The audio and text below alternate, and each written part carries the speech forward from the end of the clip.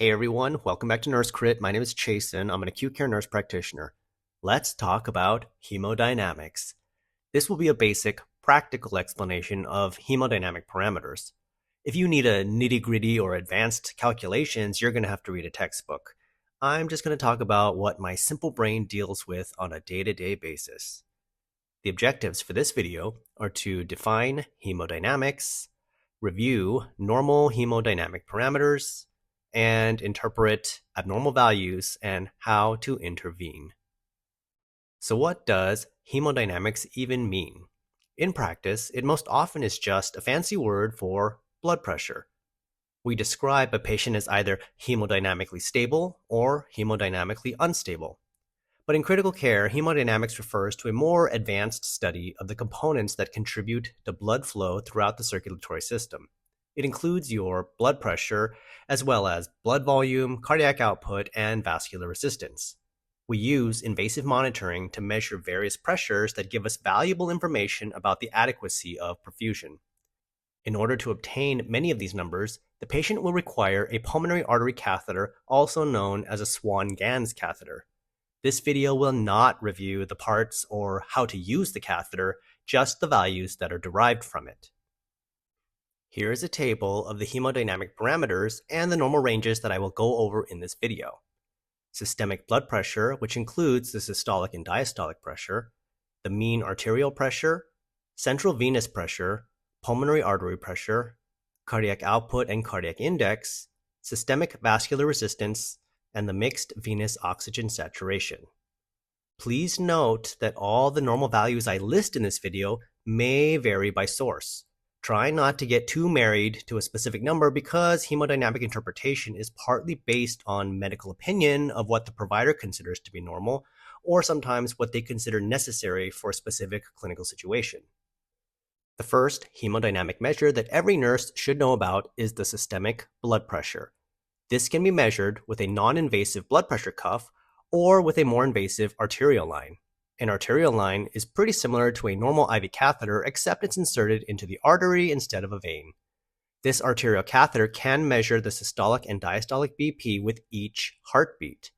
The ART line is also a great way to obtain blood samples for labs and blood gases.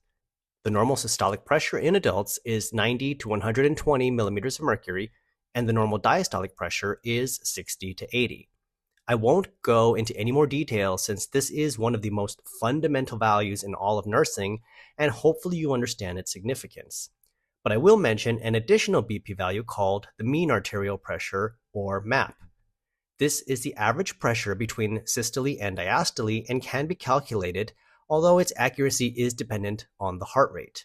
The systolic and diastolic BP can be complicated because one might be normal, but the other is abnormal, so it can be difficult to assess its significance. Like if your systolic pressure is 100, but your diastolic is only 40. The MAP is a single value average, making it much simpler to interpret for dummies like me. The MAP should normally range between 70 to 100 millimeters of mercury. Most cardiac monitors will display this number in parentheses next to the blood pressure. In practice, when trying to maintain a minimum pressure for adequate tissue perfusion, we like to use a MAP of 65. Anything below this is likely going to cause organ and tissue ischemia for the majority of people. Consider a MAP less than 65 as a medical emergency and intervene as quickly as possible. In patients with a low systemic BP or MAP, we can give IV fluids or start vasopressors to raise the blood pressure. In non-critical care areas, you are usually restricted to crystalloids, albumin, or blood products. Once you need to initiate vasopressors, you must be transferred to the ICU. In patients with the opposite problem, severe hypertension, patients may be started on a variety of antihypertensive medications depending on their other clinical nuances. The next parameter to discuss is the central venous pressure, or CVP. For an exam, you might need to know that the CVP is a surrogate of the right atrial pressure, but in real life, no one ever asks about a right atrial pressure, at least not at the nursing level. This is likely the next most common hemodynamic parameter seen in critical care because it does not require a Swan. It can be obtained from a standard central venous catheter that so many patients have. The normal CVP range is around 2 to 6 millimeters of mercury. The CVP's usefulness has declined over the years. It has traditionally, and still is, used to gauge volume status, but it is now considered to be an unreliable indicator of volume status and should not be solely used to guide fluid management. A patient with a CVP of 1 or a CVP of 8 might both have adequate volume. The interpretation rule that I use is that a low CVP tells me almost nothing, but a high CVP is always significant. If your CVP is low, you might consider administering fluids, but only if other values like your PA pressure, cardiac output, or blood pressure are also low. In most cases, it's probably not a good idea to give volume just to treat an arbitrary CVP number. In the opposite scenario, where the CVP is high, I always consider this significant. A high CVP suggests that the venous system is overloaded. Is that a big deal? Actually, yes. We always think of preload and afterload as it relates to the heart. But for virtually every other organ in the body, this is reversed. Arterial blood is in essence the preload of organs, and the venous system is the afterload. When your CVP is too high, blood struggles to exit from your brain, your liver, your kidneys, etc. This causes congestion and swelling within the organs and often leads to significant organ dysfunction. You may recall that renal perfusion pressure and sometimes cerebral perfusion pressure both use CVP in their calculation. So a high CVP predictably results in a calculable decrease in perfusion pressure. So again, a low CVP may or may not be significant, but don't underestimate the significance of a high CVP. In most cases, the way to lower a high CVP is going to be through diuresis. Now moving on to the pulmonary pressures. Starting here, we now require the insertion of that Swan-Ganz catheter, or PA cath for short. The normal pulmonary artery pressures are 15 to 30 for the systolic and about 8 to 15 for the diastolic. There is an additional pressure that can be obtained called the pulmonary artery occlusion pressure, or sometimes called the wedge pressure. However, in the present day, this value is not often obtained due to potential safety concerns in its acquisition. But the pulmonary pressures in general are used as an indicator for left heart function. Low PA pressures may be indicative that the left atrium and ventricle are underfilled, and administering more volume may be warranted. When the PA pressures are high, this can indicate that the left ventricle is not ejecting blood adequately. A weak ventricle may need inotropic support or afterload reduction depending on other variables. But it should be noted that pulmonary hypertension is actually not specific for left heart failure. This is only one cause, known as Group 2 pulmonary hypertension.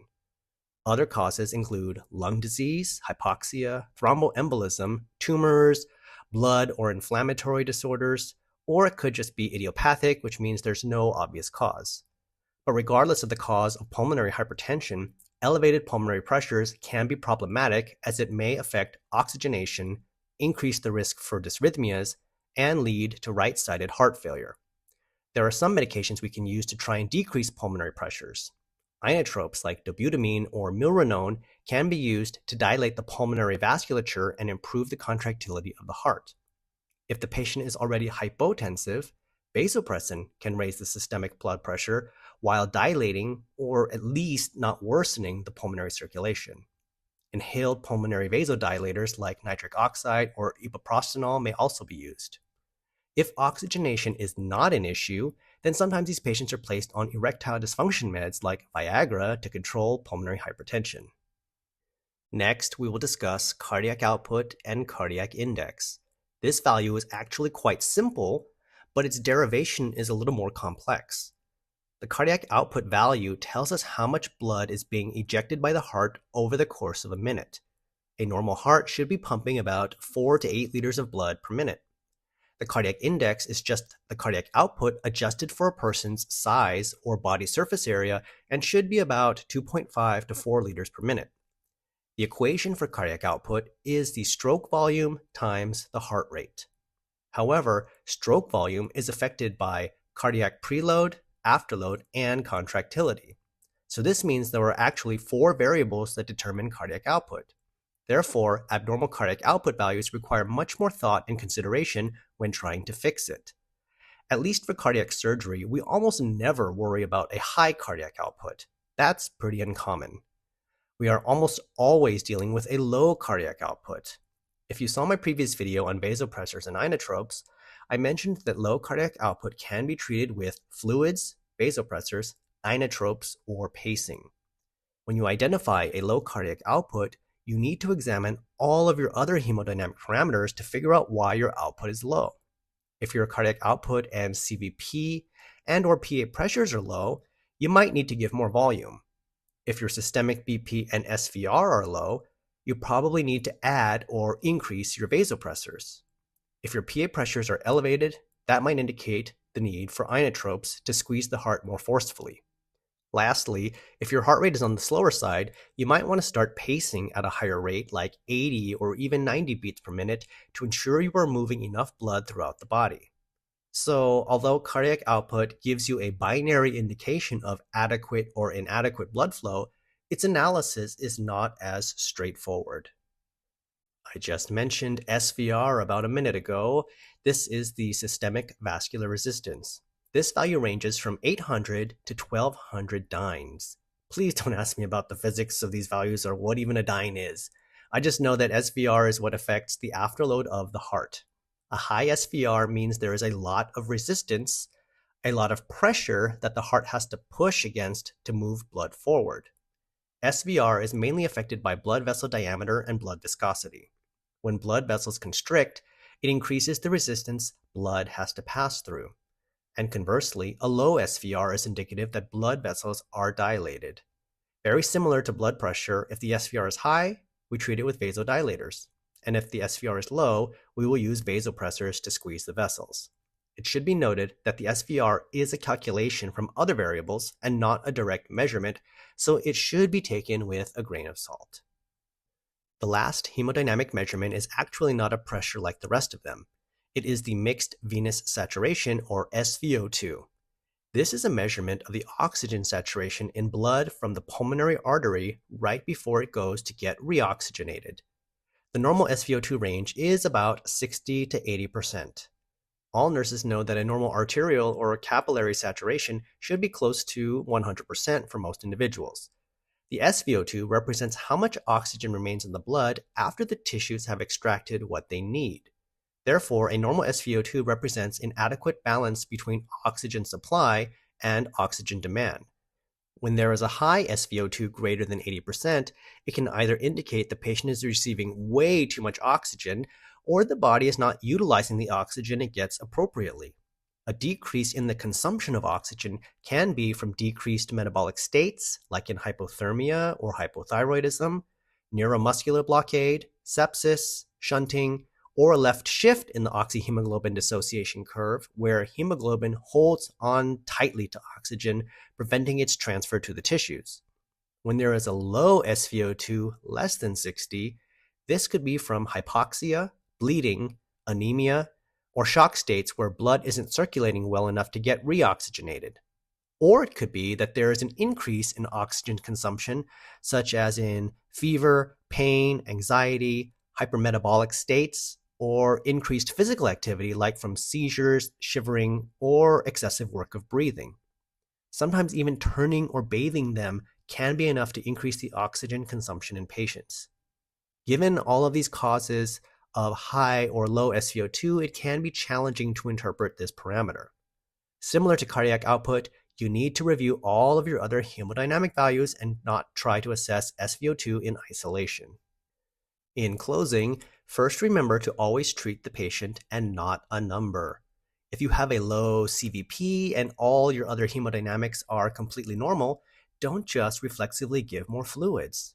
Sometimes nurses ask if I want to start pressors for a low SVR, but the BP and all other values are normal. So my answer is no. I'm not going to treat numbers in isolation. Ultimately, we monitor hemodynamics to ensure we are getting adequate perfusion to the body, and no pressure value can definitively tell me that. Perfusion must always be measured clinically, and to do that, we examine mental status, capillary refill, and urine output. If these are all consistently normal, then a quote-unquote critical map of 55 isn't that critical for that particular patient. And conversely, a patient with normal hemodynamics who is confused, pale, and not peeing is actually not stable at all. The last thing to remember is that sometimes technology fails. Don't trust your hemodynamic values if they aren't making sense with the whole picture. Sometimes all of your numbers are scary low, but the patient is clinically thriving. More than likely, the PA cath simply isn't transducing the pressures correctly. And that is my down and dirty hemodynamics talk. If you found this video helpful, please like and share it with your nursing friends and consider subscribing to my channel. Also check out my previous video on vasopressors and inotropes. Thanks for watching, and I will see you all next time.